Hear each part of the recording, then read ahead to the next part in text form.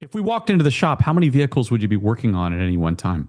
Right now, I just walked back from the shop, and there's probably 12 going on right now at this moment, but there's probably another 12 or 15 out in the parking lot, in line Waiting. or in different stages. Because our projects range from the simple, say, audio job or a radar install to a full blown custom, year and a half project. And they're just kind of all over the place, and that's what we focus on. But like What's right the now, tip? go ahead. Sorry. No, no, go ahead, please. So right now we just got in on Monday. I say sorry, Thursday got dropped off. Jelly Roll. He just bought a brand new Raptor R, and Hmm. you get the call and you're like, "Hey, I want this wrapped matte black and the wheels done and some lighting and of course window tint." And so you pull it in and drop it off, and it's in the middle of getting wrapped right now. So All right. So, Rich, you can't just drop that into the conversation. Uh,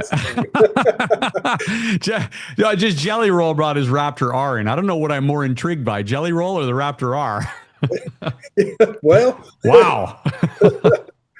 That's fun. How did you meet him?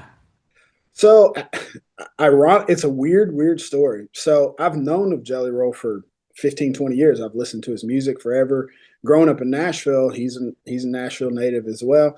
I've listened to all of his rap music. He was a big time rapper before That's he did the right. country stuff. So I've been a huge fan of his for forever. And one day we were sitting in our break room, me and the guys eating lunch, and I get a message. I missed a phone call, and I get a voicemail, and I listen to the voicemail, and I have this weird look on my face. One of my guys is like, "What? Who is it?" And I was like, "That was Jelly Roll. He just called my phone and left me a message." And the What did guy, he say? well, he was like, "Hey man," well, he calls everybody Bubba. "Hey Bubba, I got your phone number from one of our other clients, Kyle." He was like, "I got your phone number from Kyle, and I need some work done on one of my trucks." And he was like, he said, "You're the guy to go to." So I was wondering if you were free today. And so I get off the phone, off of listening to my voicemail, and my guy is like, "Who was that?" And I said, "Oh, it was Jelly Roll." And a couple guys, they were like, "Who the hell is that?" Like, and one of my guys, he's about my age, and he was like, "Are you serious? Like the rapper Jelly Roll?" And I was like, "Yeah." He's like, "Call him back." So I called him back, and he was in the area still, and he swung by. And this is before he's like super popular and Yeah, main. what year was that? It's about 5 years ago. Okay, so he's not broken through yet, but you know of him because of the rap music, obviously. Matter of fact, he hadn't maybe it's closer to 6 years ago. He hadn't released his country album. Matter of fact, he hadn't even made his country album yet. Okay, all Uh, right. so we did his truck. A previous shop had done some work on it. He wasn't super happy with, so we went in and fixed it. Fixed it, did some other upgrades to it and stuff like that, and that created the relationship. Then we did his wife's G-Wagon, and I remember standing in the back of the parking lot, and we were talking about another car he was wanting to do, and he said, "I said, so what's going on? What are you working on?" And he goes, "I'm getting ready to release a country album," and No way. I was like, "What? Like Mm, that does not like at this point, country really hadn't gone country pop per se. It was it was still country." yeah, no Morgan Wallen yet, or Yeah. yeah, exactly. So I was Post like, Malone. yeah, exactly. So I was like, what? Okay, well, good luck. And I had never heard a singing voice. I didn't know it existed. All I ever heard was the rap. And sure enough, probably 6 or 7 months later, he released this first one, and it just took off in the Yeah, stratosphere.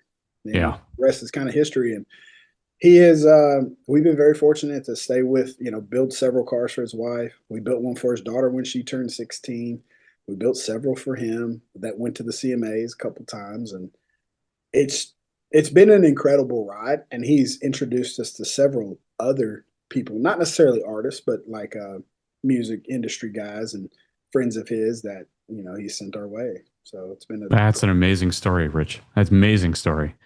And there you are on the ground floor of an artist, and there are millions of them trying to do what he ultimately did, And he's got this great loyalty to you because you knew him when, right? You would hope so. Yeah, absolutely. Yeah.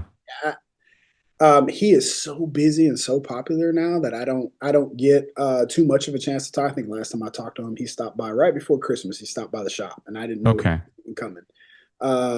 But he's so busy, and he has very little time for his family now. And so when he gets that time, he spends it with his family, which rightfully so. I think anybody would.